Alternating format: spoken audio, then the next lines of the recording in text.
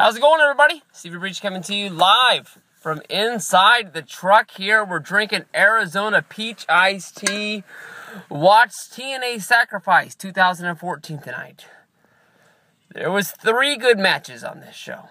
3, well, there was one really good match, one match that I cared about, and one match that if I really would have known anything about it going on, I would have cared about it a little bit more. But I just want to point this out at the very beginning. I streamed this show, no joke, no tidbits about it. There was no money exchanged. I watched this on the internet.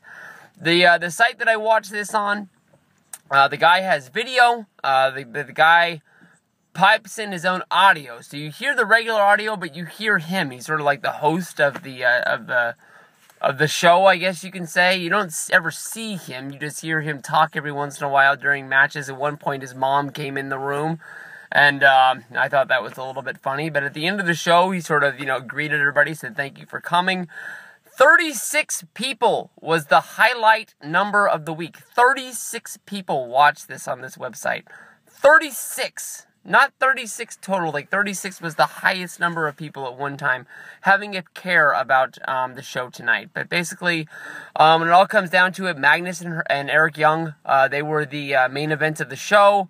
That match, it seemed like it was rushed. It seemed like it came down to the end, like they got in the ring at 45 minutes after, meaning that they had to close out this match in about 10 minutes. Probably something went a little bit long somewhere along the way.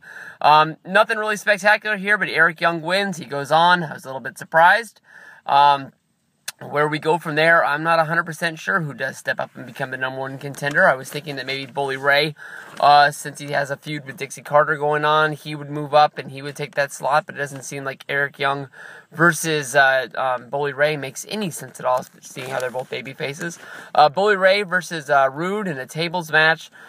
Basically what this came down to was Dixie Carter revealed herself to be the special cameraman in disguise. Everyone knew it was her. Nobody was surprised when this went down. She exposed herself. She shoved the beard into Bully Ray's mouth. This exposed him in order to go through the table for Rude to get the win. Bully Ray, of course, put Rude through a table earlier in this match while the ref was taking a snooze fest over there. That basically just went down. So I guess Bully can say that he won the match, sort of.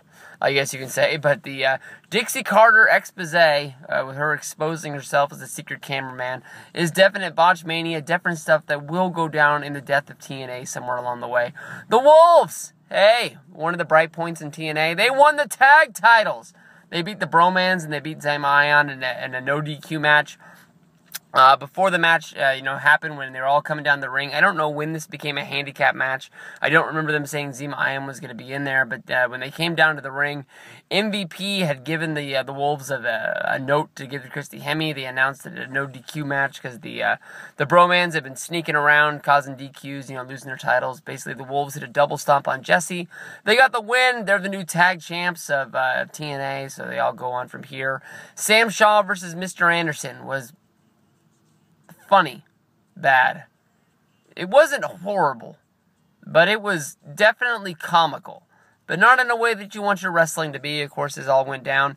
Sam Shaw said he was, going to dedicate this match to his mom. He gave her a big shout out, and it all came down to it. They brawled throughout the back. One of the funniest spots of the whole night was when Mr. Anderson and Sam Shaw went brawling through the back. Of course, JB was back there getting ready for a post-match interview, and he said, hey, why don't you interview Sam Shaw now? Christy Hemme mingled her way to the back. She was the deciding factor. She gave a kick to the nuts to Mr. Anderson. A little part of me thought that when it went down, I thought that she was going to side with Sam Shaw, and they were going to become crazy, but in love with each other, but it didn't happen. Mr. Anderson got the win. He threw Shaw in the van. Now maybe what it comes down to, maybe Christy Hemme will fall madly in love with Mr. Anderson, even though that the last storyline he was in exposed that he was married, exposed that he had 2 kids at home. Maybe Christy Hemme's going to turn a little bit crazy. Maybe she's going to go after Mr. Anderson, and maybe that's how Shaw and Hemme are finally going to get together in the long run. We had a tag match, Rockstar Spud against Ethan Carter going up against Angle and Willow. Nothing really much here, just exposed how much of a jobber Rockstar Spud is.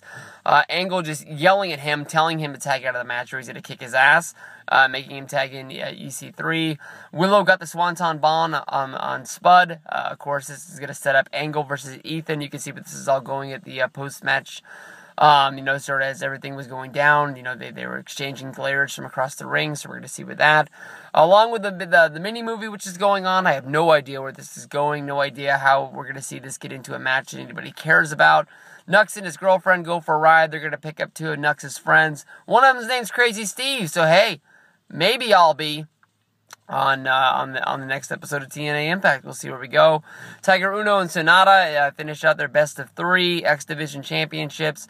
Sonata got the win. This was a really, really good match. The reason why I don't really care about this match in the long run is this is TNA. These are Japanese talent. I don't know how long they're going to be here, but I know they're not going to be here forever. Who knows how long it is before the Great Muta pulls these guys out to bring them back to Japan, thinking that they're worth more money there. And, maybe we don't even get an ending to seeing where these guys are going to go. So, I mean, there's a little part of me that's a little bit scared to see if even, Sonata is going to be on the next pay-per-view that TNA has. But 36 people. Oh, almost forgot. Storm versus Gunner in an I Quit match. They wrestled around. They beat the holy hell out of each other. They beat the piss out of each other, and I still didn't care about this match. Basically, Gunner picked up a piece of glass from inside the ring, told Storm, "I'm going to stab you in the forehead." Let me repeat that. "I am going to stab you in the forehead if you don't give up." James Storm, being the man he is, didn't give up. Of course, Gunner stabbed him anyways, which made Storm give up. And, of course, that's where we found our winner.